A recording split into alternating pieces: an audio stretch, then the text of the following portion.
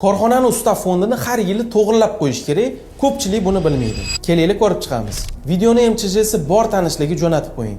Har yil yakuni bo'yicha sizni sof aktivlaringiz qiymati ustav fondidan kam bo'lsa, 3 oy ichida kamaytirishga majbursiz. Misolda tushuntirib beraman.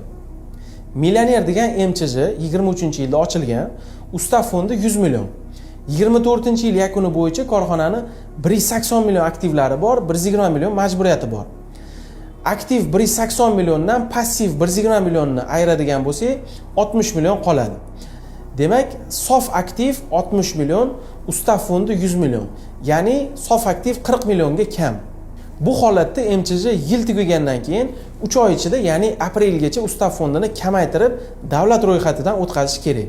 Bo'lmasa, direktor bilan buxgalter Ma'muriy javobgarlik to'g'risidagi kodeksi 175-prim 1 moddasiga asosan 7 minimalki, ya'ni 2 million 700 ming atrofida jarimaga tortilishi mumkin.